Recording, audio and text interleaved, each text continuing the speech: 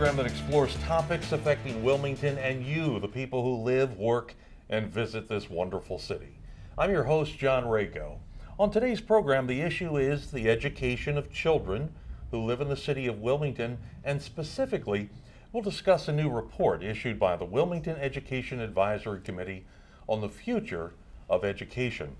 To talk about this important issue, we welcome to the program Tony Allen, who is chairman of the Wilmington Education Advisory Committee and a senior executive at Bank of America, Marsha Carter, a parent with children in both charter and public schools, and Wilmington City Council member Nnamdi Chukwuocha, who is chair of the City Council's Education, Youth, and Families Committee.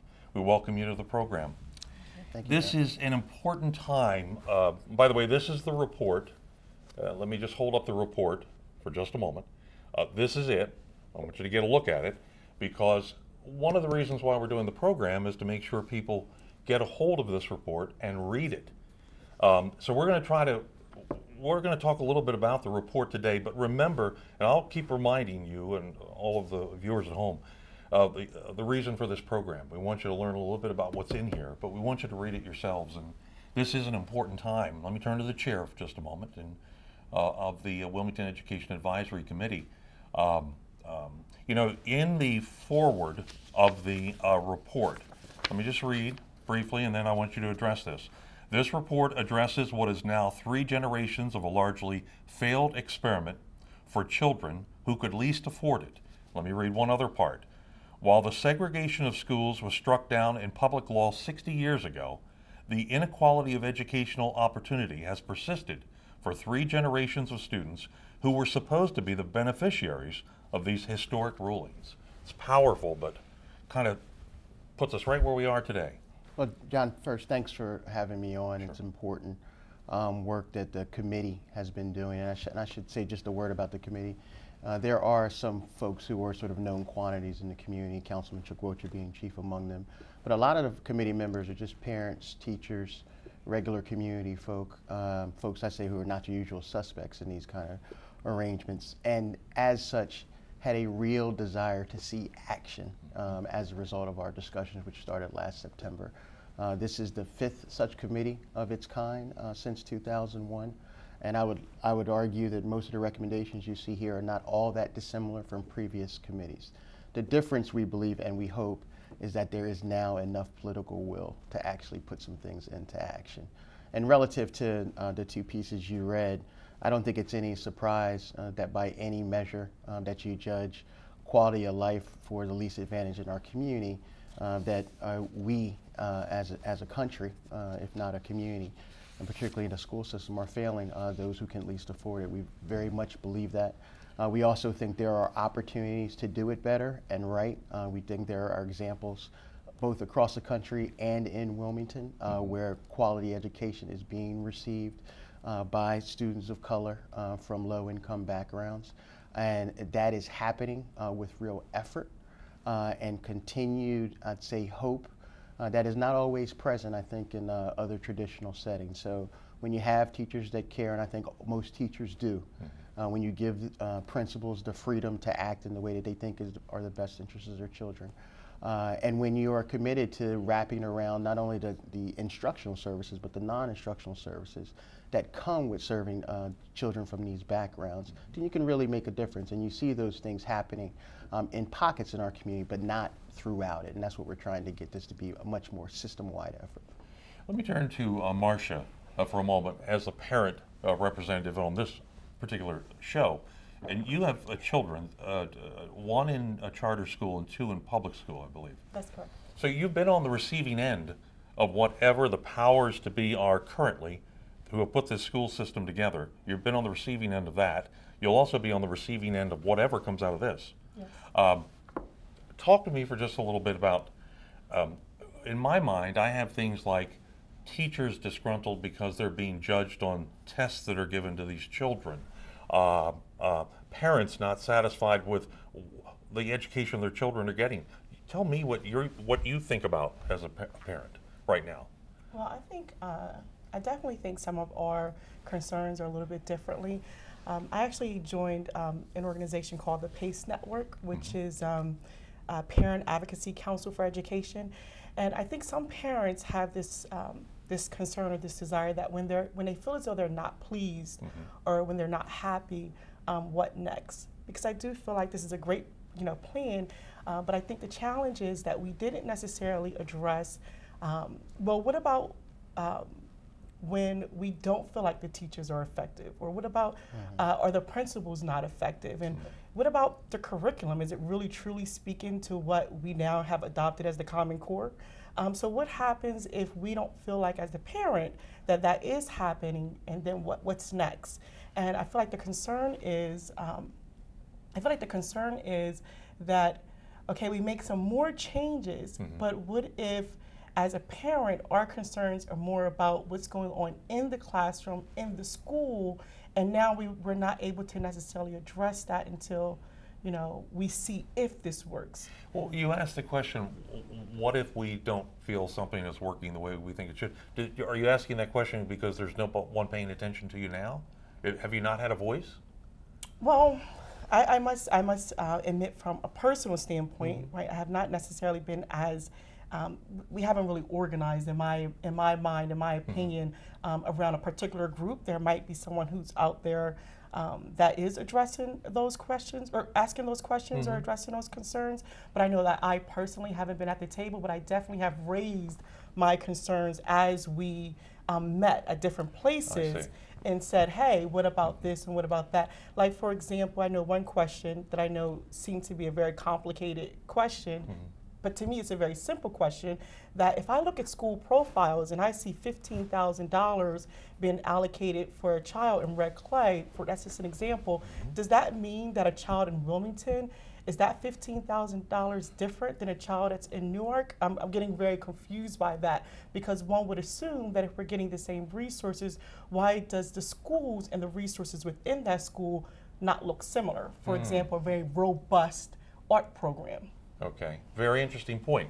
Now, I'm glad I went to you almost second on the program, because I want you to hold those thoughts for a minute, because now I want to go back to the report for a second and then come back and I'll ask these two gentlemen right here who are kind of deeply involved in either a think tank process or this advisory committee process in terms of the education. I'll have them address what you said in just a moment. But first, let's just go through some of the points. I want to get some of the points out on the report. Sure. Delivering high quality public education to all children. Okay, almost what you just said, almost what you were just asking about. Tell me about that. High quality education. It's a shame we're not doing it already, but. John, let me just say a couple of things on that. One, and this is a fact that everybody should know, 50% of all public school children in the state of Delaware qualify for free and reduced lunch, a poverty indicator. Not in Wilmington, but across the state. The fastest growth of childhood poverty by county is in Sussex County. The second fastest childhood poverty growth rate by city is in Dover. So this is more than a Wilmington problem, is what I'm trying to say. Which I think our recommendations speak to specifically, particularly as it relates to weighted student funding, which we're a big proponent of. And to Marsha's point, the allocation of resources and how they are aptly applied in a more equitable way. You call this a challenge for all of Delaware? We do. And in fact, you'll note one of our recommendations specifically spoke to adding in the unit count, which is basically how you allocate funds for schools, a unit for schools with high concentrations of student in poverty, English language learners, and special education K through 3. So to Marsha's point, it's not necessarily that everybody should get the same money per student. It's that students with particular concerns that we know of and then speak to their own educational achievement actually should be provided more unit cost in order to fight against some of those non-instructional factors that surround them. I want the council member, you pick up on that right now, because again, it goes right back to Marsha's point. 15,000 here in this district, 15,000 here, doesn't look the same, but it shouldn't be the same. Definitely. And I mean, in terms of equity and the resources that are needed for high poverty schools, I mean, there's no question that you need more resources to educate a child in this environment. But the way the resources are allocated currently, it's not happening, where you have the investment of districts outside of the city of Wilmington, where resources are being allocated and everything runs as they should in certain of our suburban areas. But inside of the city of Wilmington, it's not working correctly. And that's our issue with many of the school districts. When they had the opportunity to invest inside of the city of Wilmington, they didn't. We built new schools all around the city of Wilmington. We have aging schools with high needs populations and teachers that are least experienced. So all of these issues are inside of our schools, but yet we expect our children to thrive and succeed. They can't in this type of environment. So we must begin to address these challenges in order for our students to be better prepared. You know, there are folks watching this program who are listening to you explain this funding situation. They're going to say, well, wait a minute, now fair's fair here.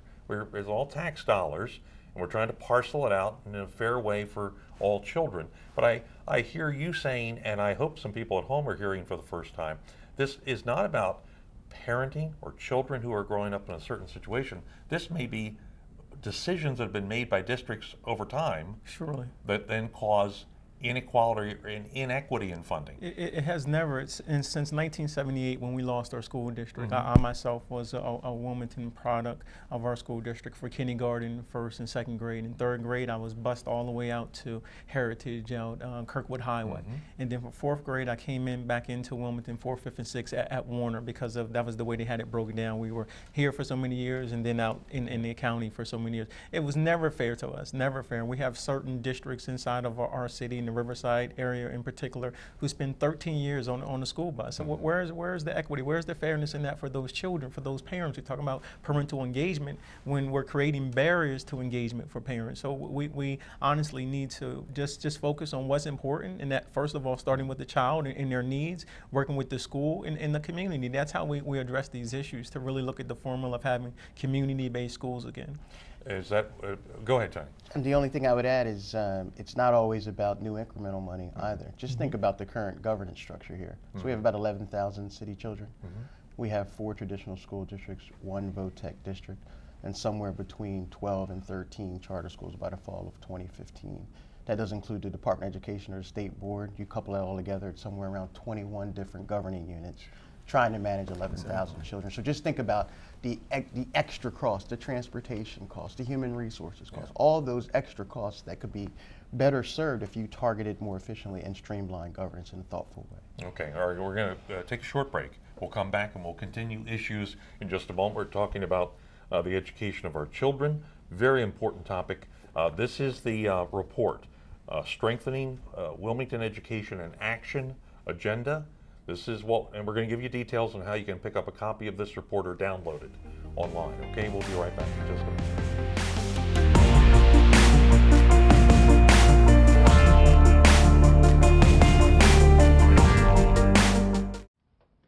Oh, those boys are much too much. Those boys are much too much. We got the spirit. We're hot. We can't be stopped. We got the spirit. We're hot. We can't be stopped. We're going to beat them and bust them. The smallest moments can have the biggest impact on a child's life. Let's get a little bit rowdy. R-O-W-D-Y. Take time to be a dad today. Call or visit fatherhood.gov to learn more.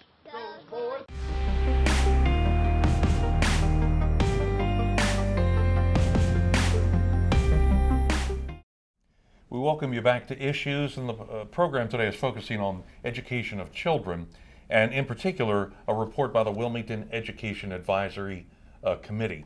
And as we begin this segment, let me turn to the chair of that committee, Tony Allen, for just a moment. And this report, I keep on saying it's available, so it is available. It's online. It is. We have a Facebook page with about 1,500 members called Solutions for Wilmington Schools. You can get a hard copy by just emailing me at tonyallen@comcast.net. All right, and that's on your screen, and we'll repeat that a little later on in the program.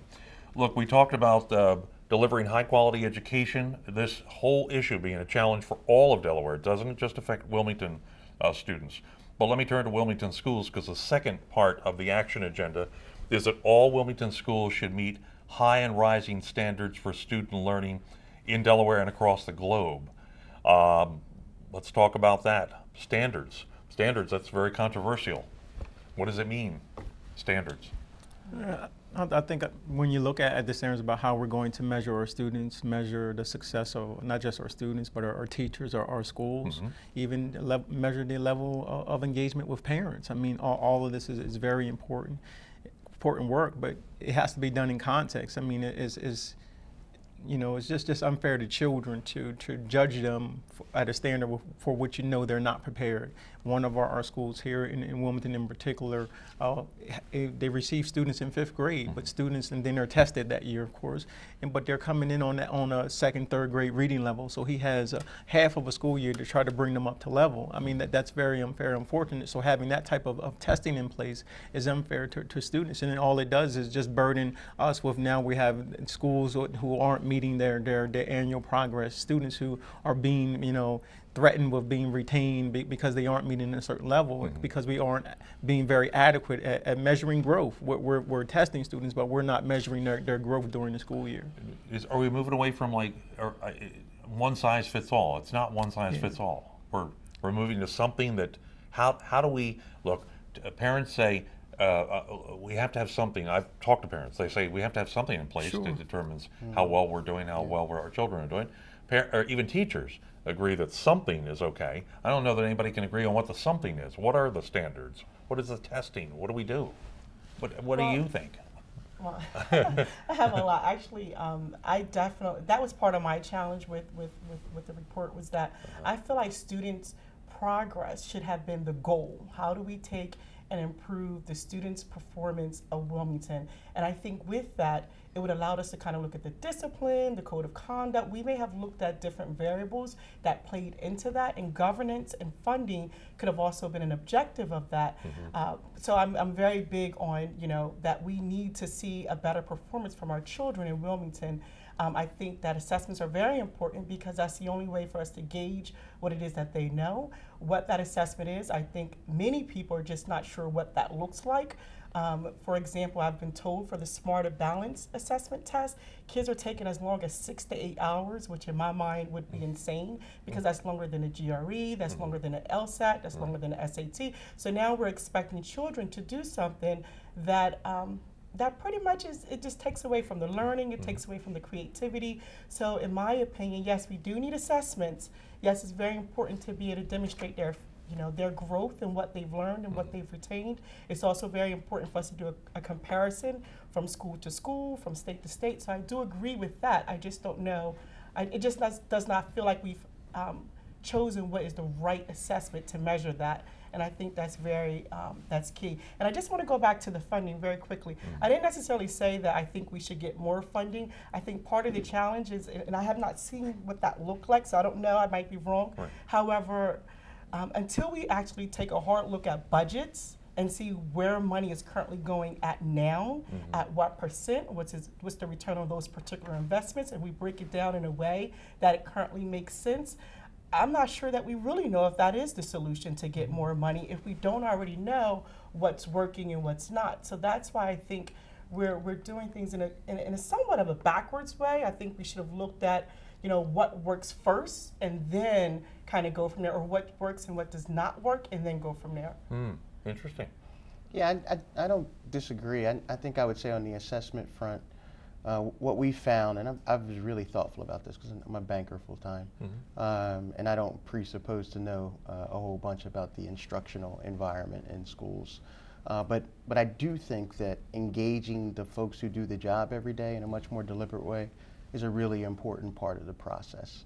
And while we thought that our best efforts at the moment were much more around the structural elements that would make it easier for principals and teachers to do their job, one of our last recommendations, which is a bill in the General Assembly now, is create an ongoing commission, an independent authority that not only oversees the recommendations outlined in the plan, but also deal with some of the things that Marsha mentioned relative to student performance and achievement. And that commission itself would extend itself a little bit more deliberately to representatives from districts and charters and teachers, folks who are the experts in those matters.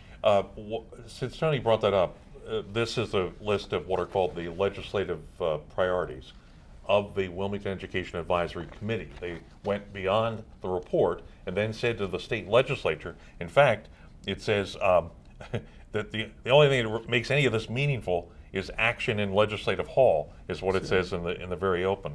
So that's what he's referring to. So in addition to wanting you to read this report, we also want you to formulate your ideas and then be advocates to the General Assembly, to your members, your senators, and your representatives. So first you've got to formulate your ideas, and then take that to these people that represent you, because they're going to be voting. They're going to be voting on things like the districts. You know, we've always known 4 districts here in the city of Wilmington ever since the whole desegregation days, and now the proposal is to take it to 1. So let's talk about that for a little bit. Moving to red clay district, having essentially that would be the manager. They would be the managers of the schools in the city of Wilmington, right? Yeah, I would say they would play a larger role. Brandywine would still have some districts, Okay. and we're actually, I mean, some schools, and we're actually talking to them about an extended role as well. But essentially, Colonial, which we suppose for our numbers are somewhere between 200 and 250 kids in the city, and literally no schools in the city, Yeah, right. should be out of the city and focus their areas in other parts of their catchment area, which, by the way, is very diverse. Think about the Route 9 corridor. Think about particular areas with respect to Bear and those sorts of things. That's a diverse community itself, much more than it was 40 years ago. And then Christina, who is the only discontinuous district in the state, and only 1 of 4 in the country, literally 1 of 4 in the country, should also be out of the city and focus its area in their more diverse population as well. So those are the 2 proposals. What does that do for when Nnamdi was in school and those still in school in terms of having to travel?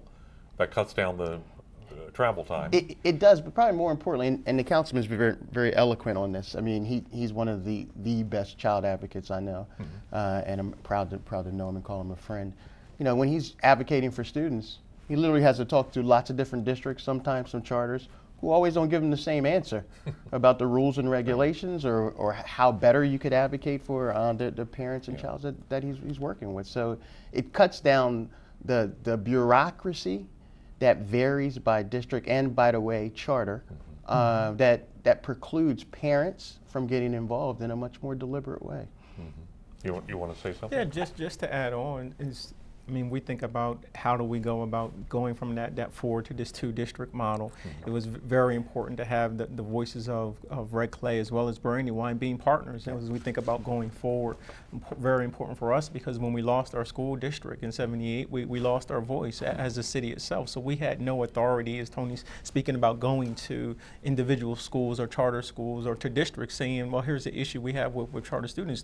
Been over the past few years, the only way to get any type of remedy was to go to court and to have a lawsuit filed on behalf of students and families, and that's been the only way we were heard. So, but now as a city, we want to create our Office of Education and Public Policy, as well as our Wilmington Education Alliance, which we will feel to bridge that partnership between our districts. So it's not a us versus them, but we're working on together for the good of our students and families. And I think that, to me, that's something that I see different. I've never felt that before, and I think that it really is coming together, and a great part of this plan and our great work on City Council as well, to really trying to hone in on that. It gives us the opportunity to work with our districts as partners, to work with all of our schools, so we can begin to share success. So just as we feel about Salesianum, we can feel that way about its next door neighbor Warner, and to have that same sense of pride that these are our schools, and we can do that by sharing success, working together, mentoring. I mean, if you think about the students at Salesianum walking a half block and mentoring students at Warner, those type shared relationships and commitment on our part to make this happen, where we have that environment where all of our schools are valued, all of our schools are giving that sense of support, that sense of having partnerships and alliances. And when we as a city are invested in all of our schools, I think it would definitely make a difference. You know, Excuse me, go ahead. I just want to chime in there. A few things. One is, I know, my concern, and some other parents that I've definitely spoken to, our concern is that we're taking schools from a district that had schools that were failing too, and that are failing as well, and we're moving them to another district that had the same exact challenge, right? Very similar demographics of children that they're serving, and the same actual area, less than 10 miles apart, those schools were failing too. So how could we expect a district that had not figured it out for their own schools and children to figure it out now for an additional, almost doubling their size? And I don't know the answer, but what I do know is that definitely needs to be explored a bit more.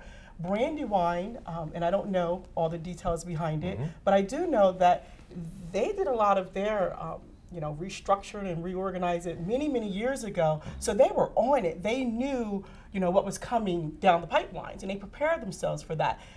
I would almost think that governance and whatever management that made that decision was a little bit more proactive and probably would be better suited. And I'm not saying that they should go to Brandywine either, but I do feel like they may be better suited there than at Red Clay. And again, I just think that this is where, is there, this is a decision that once is done, and I think we have to really, really look at all the details before something like that is done, because again, Red Clay, they have not demonstrated that they could improve the academic performance of their own children, let alone now take on Christina's.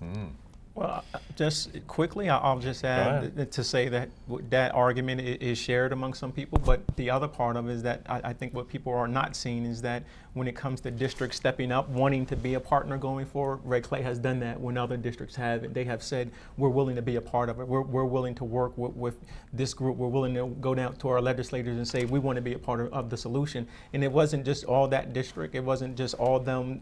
Many of these reasons, some things they could have done differently. Brandywine, as you mentioned, I felt great. I felt that when all of the districts promised to bring us a middle school, they brought us a middle school, not just a middle school, but the best middle school, I'll say, in the state. So I think that they are willing, and I think the other side of it is that they are also willing to continue this conversation to say that it just has to be this way. But I think Brandywine's open, as well as Red Clay. I think this was just a solution that was presented because of Red Clay's willingness to say, with the additional supports, we can do this. But Brandywine has said the same thing as well. Yeah, well, Red Clay was, I didn't mean to cut you off, please forgive me. But Red Clay was already a part, in my opinion, and I might be wrong, was a part of the conversation because they also had schools that were failing, so they had to, so they were in that momentum of, what do we do? What's the answer? What's the solution? So they were already kind of at the table with the state because they have priority schools as well.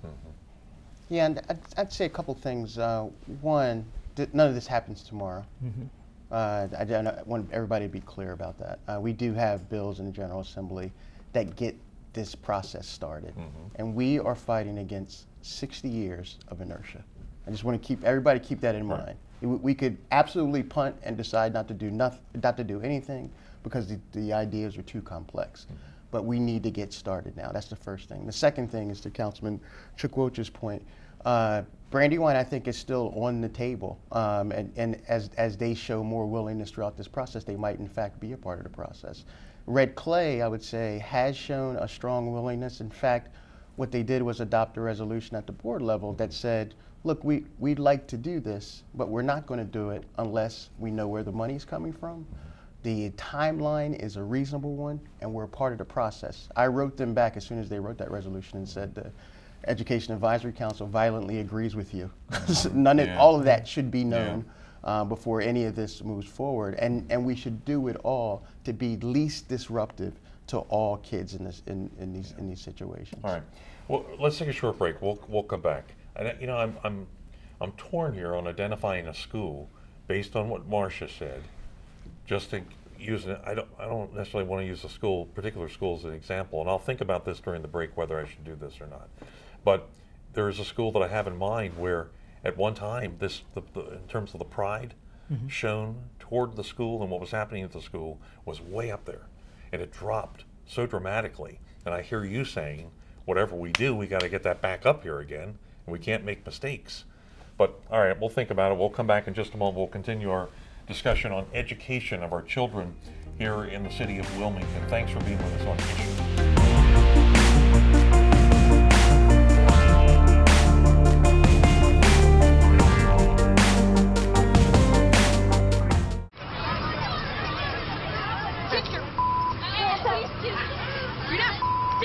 Yes, I am.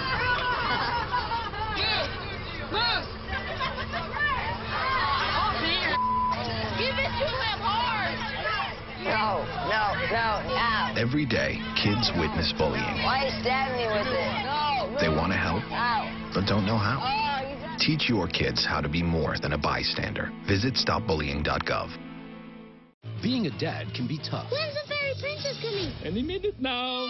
But it's always worth it. I know it's really you, Brew. I'm just pretending for the other kids. Take time to be a dad today. Call 877-4DAD-411 or visit fatherhood.gov.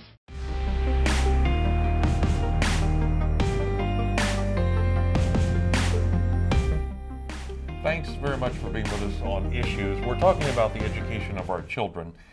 With me on the panel today is Tony Allen, who is the chair of the Wilmington Education Advisory Committee. Marsha Carter is a parent with children in both the charter school system and in the public school system, although really we know they're supposed to be one and the same, the public school system. And City Council member Nnamdi Chukwuocha, who also chairs the Education Committee for the Wilmington City Council. Now we're talking about the report. We want you to read the report. We want you to know what's out there. A lot of folks have been working for 9 months or more now, and a good group of people working on another report. And you may say, yeah, it's another report. Well, we don't want it to be just another report. We want something to happen with this report. And the only way we can do that is if you learn about it, learn what they're saying in here in terms of children and the educational system, especially here at Wilmington, and then become an advocate and talk to your legislators about what needs to be done in Dover. Let's go through, Tony, you wanted to make a correction on something we said in an earlier segment. Well, 2 points. Yeah. One, our recommendation obviously is that Red Clay take on a greater role, which is effectively at the moment, and this is subject to change, but effectively that they take on the children and schools left by Christina and Colonial. We estimate that to be about 2,500 kids to their existing population, which is about 18,000. Now, having said that, the other thing I'd say is we haven't talked about charter that much in this program, but I would say that charter enrollment is significant in Wilmington. And I might argue and add that in our report, we estimate that without having another charter approved now, there could be a 90% increase in charter enrollment in the city of Wilmington over the next 5 years. Yeah. So you could actually have more city kids in charter schools than in traditional public schools. Can I read this? Let me read this from the forward. Please. In this report. Please. Real quickly.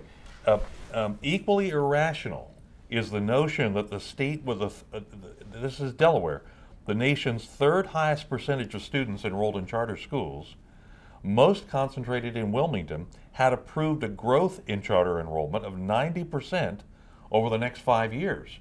So that's what Tony was just addressing, and that's why both your group and then the think tank group said, whoa, hold up a minute. Let's figure out how this all fits together, this charter thing and this public school thing. And the reason why I made that comment is because when the school superintendent was here, state school superintendent, he was quick to remind me that the charter schools are public schools. They're just a different setup, if you will.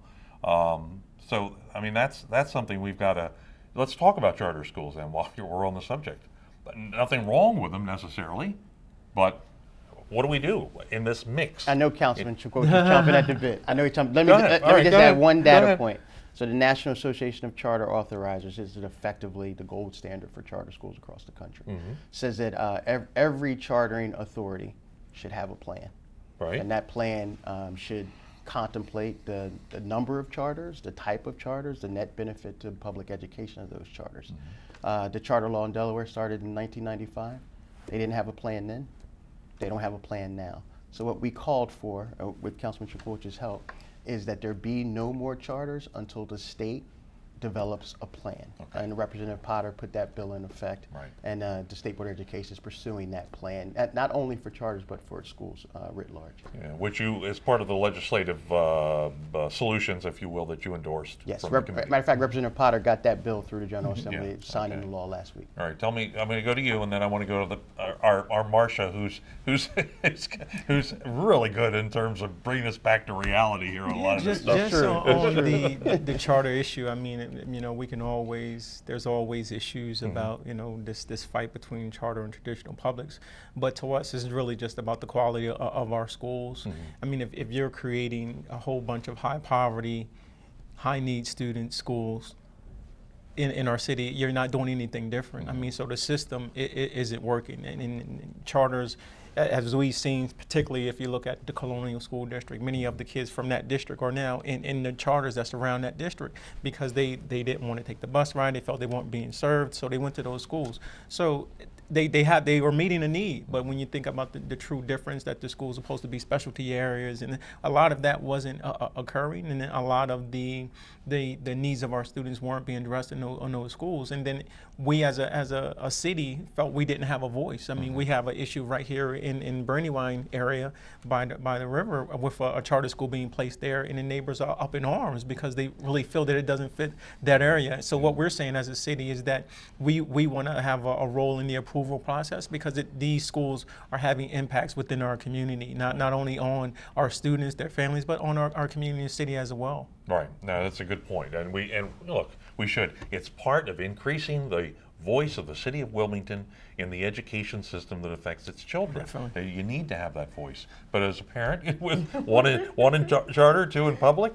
I'm an advocate for charters. I believe in charters. I like charters. I'm for charters. I hate to say it. The truth of the matter is, some of us need more options, sure. Right? And so I would almost beg to differ. I don't know the numbers, but in Wilmington, there's another population that we seem to forget that kids go to private schools. So they too may have been,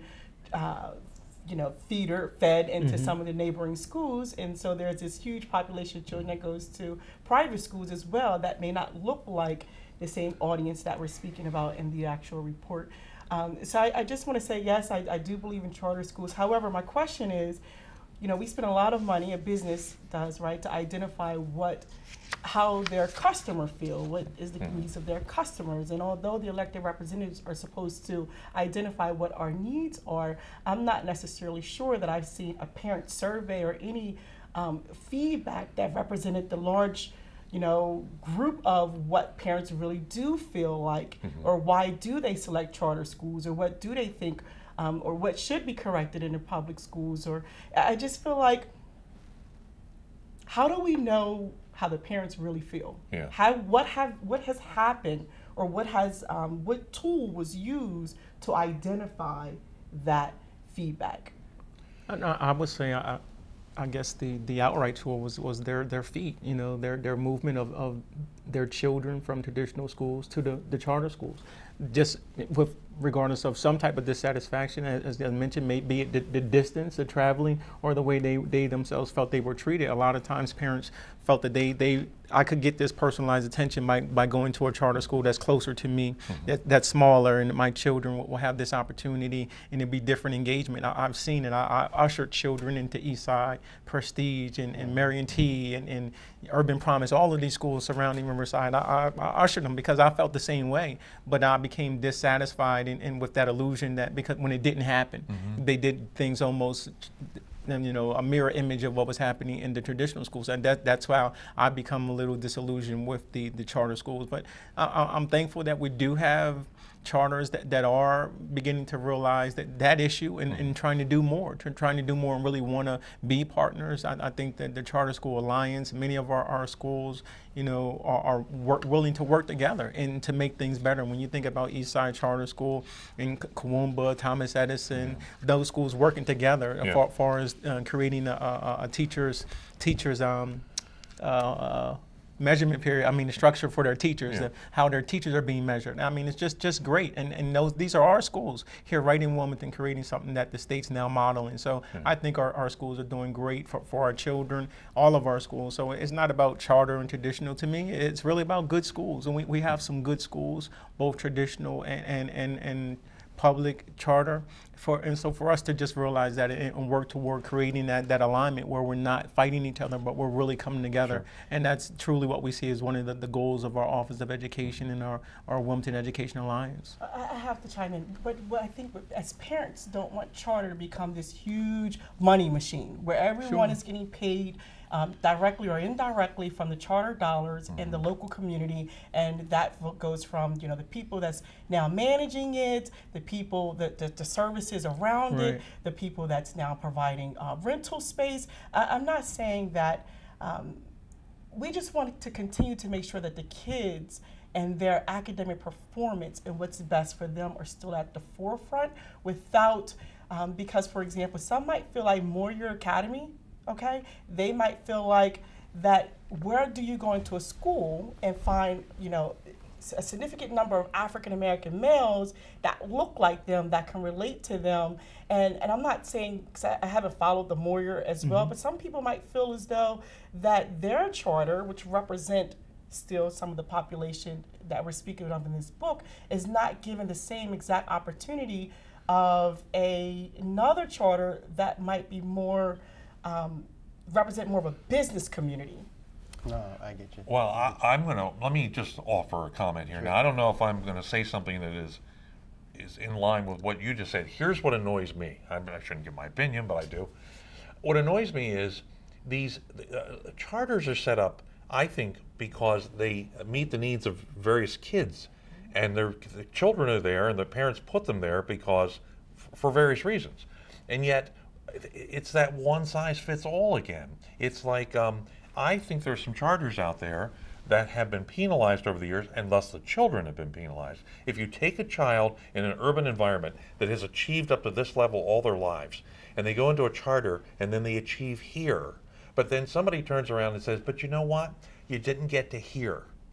And this is the part I don't think we're recognizing, that if a child who has achieved the most they've ever achieved in their lives, so the happiest they've ever been in a classroom, there ought to be some benefit and reward for that, not penalizing because they didn't meet a certain standard. Now that's just me. Yeah, I agree, John. It definitely has to be a different set of measurements for students, for high need students. But the other side is that the end of the day, our children go to school to be able to read and write. Right. And some of these schools were failing drastically at that. So well, I understand that. And that's a part of it. So I mean, Yeah. it's a twofold where, I mean, there's a reality in these assessments that we aren't meeting the bill in some kind of way. And if there are schools with just as equal in the number of high poverty kids and high need students that are doing well. So we just can't say it's this issue. So we have to truly look at what's happening inside of those schools that are really charging.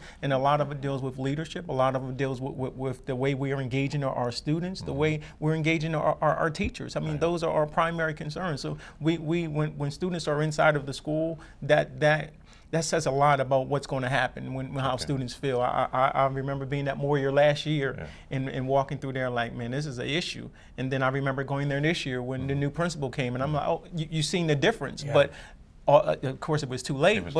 But you did see the difference. So it had a lot to deal with school leadership, and I think that's also an area deeply reflected in our report that speaks about school leadership and giving leaders the autonomy to make some changes inside of the school. Yeah, but we're not holding Bancroft, for example, to that same type of scrutiny. We're not holding as far as just looking at their school leadership. So I don't want to. Because they were one of the schools that they were ready to take the leadership from there. Yeah, definitely. They were one of the schools that they were. But I just want to make sure it's like the same, you know. But I hear your point, though. Yes. The one thing I'd say, and let me give you one data point. So, most other parts of the country, upwards of 90%, charters are authorized by local school districts. In Delaware, they're authorized by the state, which makes them basically lone islands in the city, sort of operating very independently with some moments of collaboration. And by the way, I'm pro-charter. I co-orchestrated a donation of a building for two charter schools, Kumba and La Academia, so I'm pro-charter too. But the notion that they need to work together a bit more collaboratively, particularly around the non-instructional services. So think about this, Brandywine School District has one CFO. The 13 charters in the City of Wilmington have 13 CFOs. So this notion that you could streamline resources, to Marsha's point, maybe reallocate those resources to the needs of the kids directly, right? And also scale up best practices. That's why you started charters in the first place. Exactly. It's supposed to be an innovation environment. You find out the best practices, where they are, you scale them up, not only in the charter community, but back in the traditional. But this notion that they can't work together is the problem. I think the Office of Public Policy and Education that the city's sponsoring could really be central to making that happen. And I agree with you on that one. And I want to get into those with time running out here. At least we haven't done what New York has done, and Chicago and some other cities where they're pulling each other apart because they're either going charter or public. Here, it seems like we're saying, whoa, let's figure out how this all works together. That's right. Now, there's one more thing that I have to say before we end this program. You know, Marsha represents, I'm sure, many people out here who want to speak. They want to have their voice heard. They want to make sure they're part of this process. But Tony, if I'm not mistaken, I heard you say this. We're just trying to get this moving, and in getting it moving, there will be opportunities for people like Marsha, and people like her to speak and to be part of this and to help formulate this. Yeah, and just to give you a sense of what the process looked like. So when we started in September, all our meetings were public. We held them at schools. Yeah. We started a Facebook page. We got 1,500 members. Marsha's one of those members. Yeah. We held an online forum with the News Journal. That was a forum with the News Journal. 700 people came, but thousands watched online. Yeah. As we continue to have public forums, we want people engaged. And I will tell you, most importantly, the commission, the ongoing commission, assuming that the General Assembly passes that bill, in the language that we've drafted, accounts for parents and student participation, which we had parent participation in the advisory committee, but now we're asking for student participation as well. Right. So this notion that we want to have all voices heard on this topic is it's critical to the success of the effort, quite frankly. Right. Okay. And Tony, you said something again. Advocate for the continuation of the outgrowth, if you will, of this committee. It's not. It's called something just like the Wilmington Education Improvement Commission. Improvement Commission, and advocate for that to continue by the governor and the General Assembly. That way, this process will continue on. Marsha and other parents will have a chance to offer more into the process. But before we end the show, I want to come back to local control. Sure. Local control or local voice. The history, of course, is that one time we had a school district here, our own school district in the city of Wilmington. That's no longer. And there are others who will tell you today that that's where we ought to go back to. But instead, we have what is being formulated today. And let's talk about the Office of Education Policy and Advocacy. I call it, you call it by the right name. But this is something that's on the horizon also. Tell us about how this would work. It would give us some local voice. Well, that definitely would be the city's voice in terms of education. It would not only manage, but would develop the agenda for city action and leadership in terms of education. I mean, it would create the partnerships and alliances with our business community, with our nonprofit partners, and work with our schools. I mean, all of our schools, from private to charter to traditional public, working all together with our schools to have a plan for our city. I mean, Mayor Nutter did it very eloquently and very passionately in 2008 when he came into office, and looking at his Office of Education, created very simple goals. I mean, we're going to do, this is our graduation rate, we're going to work to improve it. This is our dropout rate, we're going to wait to improve. And we will have a similar path, or children who aren't engaged in school right now, to have re-engagement efforts for kids who've dropped out, to work on our dropout needs. What can we do to support the before and after school programs in all of our schools, and to have a policy that dictates that we as a city are partners with our districts and partners with our charter schools who operate within our city. And Tony, I saw it on the legislative, there's a list of legislative priorities that I mentioned earlier that came out of this committee, and it's now in Dover. And this committee has said to Dover, you can't wait, don't miss the opportunity to get on this bandwagon now, because we have a chance to do something in education. And in here it mentions the Office of the Office of Education and Public Policy. Councilman has been with us since September. One of the first ideas we endorsed wholeheartedly. Been working with him and Council President Gregory pretty aggressively on getting it done. In addition to the things the councilman mentioned, I might add, my view is that the office could be central to parent engagement and community mobilization. I know that there are many parents who didn't have the greatest experiences themselves in schools, and as such, sometimes they're a little concerned about going into those schools and advocating for their children. I feel like this office could be a significant conduit in that regard as well, and I think it's important. Yeah, but I want to make sure I'm clear on something. You're trying to set it up in such a way that the governor and the General Assembly and others who influence our education process kind of pay attention to what this office says, not just.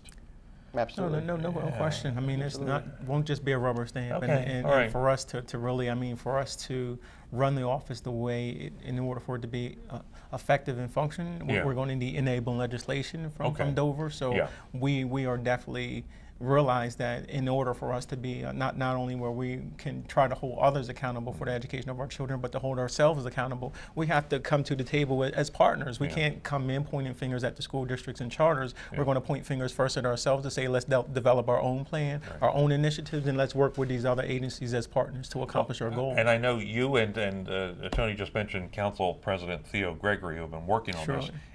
I know both of you feel the same way, which is, and you said it earlier, this education process cannot be a we and a they type thing where we're all tugging at each other.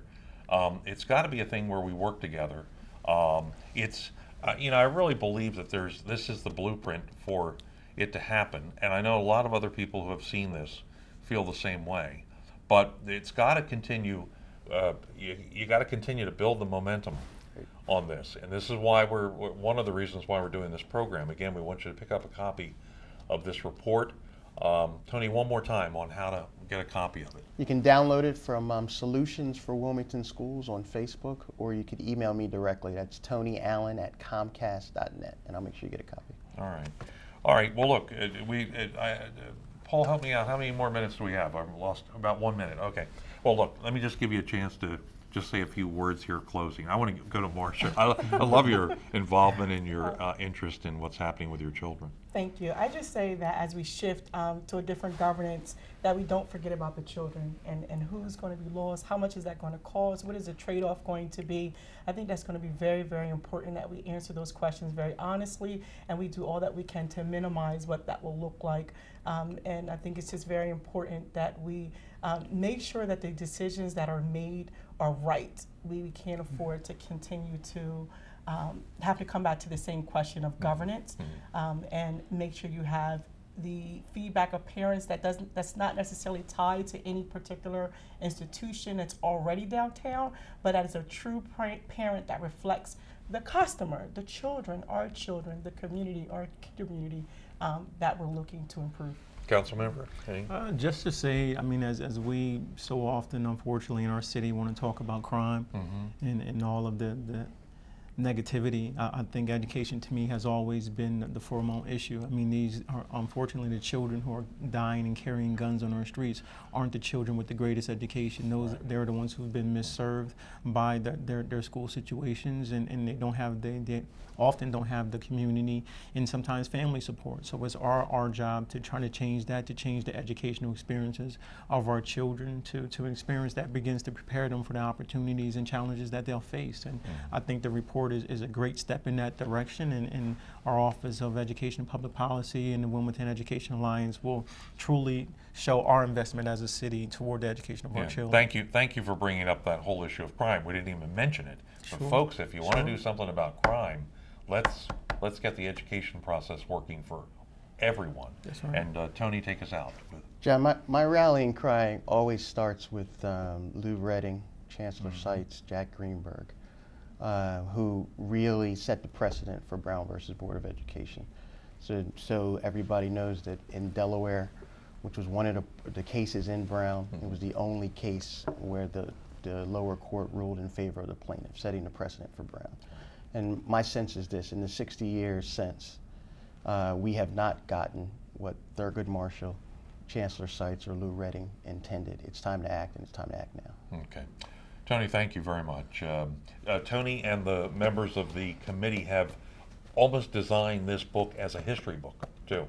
You need to read it, and if for no other reason than the history, and to remind all of us kind of where we came from on this educational system that we have today and where we need to go. This is a good book to have. Thank you, Tony. Thank you for having me. Yeah, Marsha, thank you so much, okay?